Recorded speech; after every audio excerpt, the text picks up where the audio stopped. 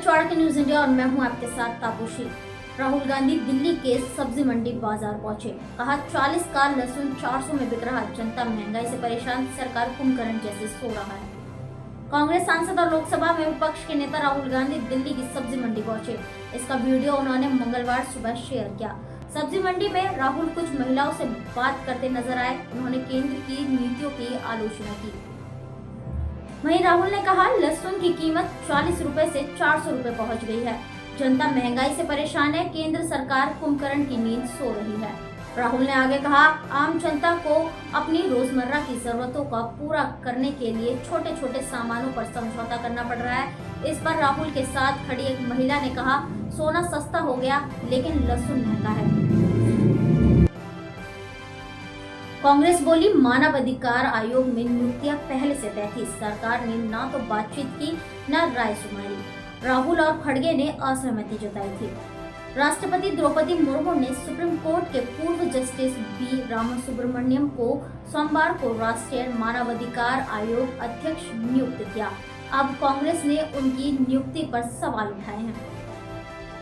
कांग्रेस की ओर से जारी किए गए नोट में कहा गया है कि NHRC के चेयरपर्सन की सिलेक्शन कमेटी में लोकसभा के नेता प्रतिपक्ष राहुल गांधी और राज्यसभा में विपक्ष के नेता मल्लिकार्जुन खड़गे भी थे, लेकिन उनकी राय को गंभीरता से नहीं लिया गया।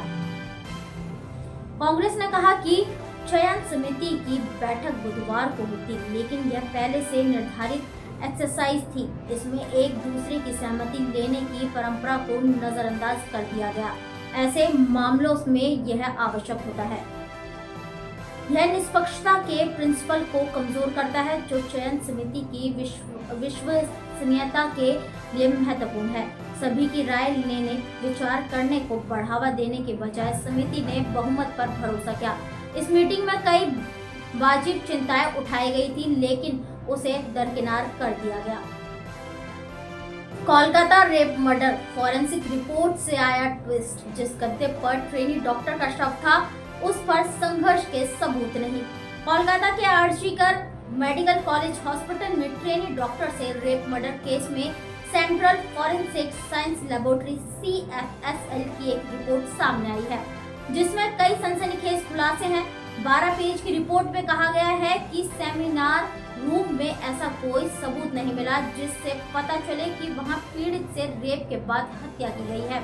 रिपोर्ट के 12वें पेज की आखिरी लाइनों में लिखा है जिस जगह ट्रेनी डॉक्टर का शव मिला था वहां संघर्ष का कोई सबूत नहीं मिला। जिस गद्दे पर शव था उस पर भी किसी तरह की हाथापाई के निशान नहीं मिले हैं। इससे अब ये सवाल खड़े हो गए हैं कि क्या ट्रेनी डॉक्टर का रेप मर्डर कहीं और हुआ था? गद्दे पर सिर और पेट के नीचे ही खून के निशान मिले थे। इससे अंदाजा लगाया जा रहा है कि शव कहीं और से लाया गया था।